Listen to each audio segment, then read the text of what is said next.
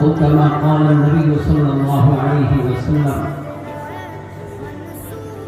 জোর করা বসাইছে মুরব্বীদের হুকুম মানা এটাও একটা আদব। আজকের এই সমাবেশের সম্মানিত সভাপতি, উপস্থিত হযরত উলামায়ে কেরাম,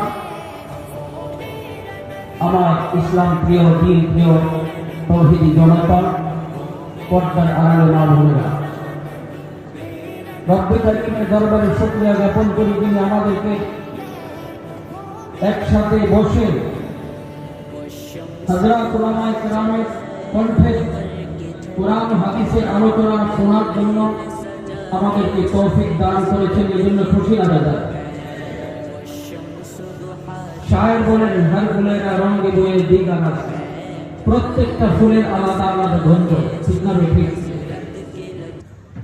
এক এক আলেমের জবানে এক এক রকম বয়ান আমরা শুনতে পেরেছি।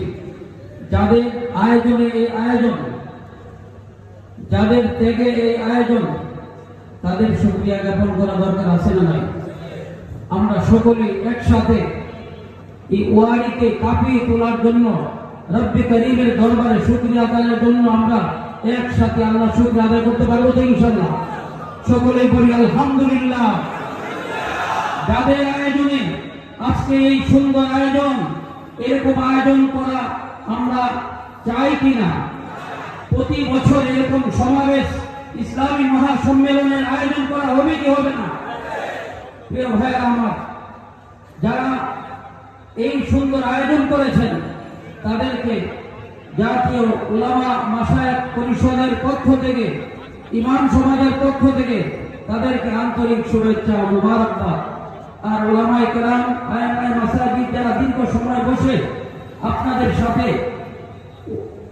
ইসলামী কণ্ঠস্বর, বিভিন্ন বক্তার জবান থেকে সুন্দর আলোচনা শুনেছেন, আপনাদের সাথে বসেছেন, দীর্ঘ সময় দিয়েছেন, এই জন্য তাদের শুকরিয়া আদায় করছি।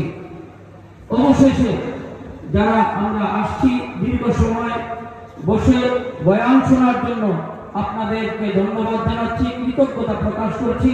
অবশেষে আপনারা সবাই উলামায়ে কেরামের জন্য, দ্বীনদার ভাইদের জন্য দোয়া করবেন।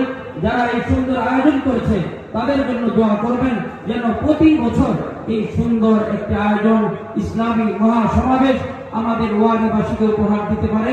আমরা সকলেই তার জন্য দোয়া করতে রাজি আছি তো ইনশাআল্লাহ।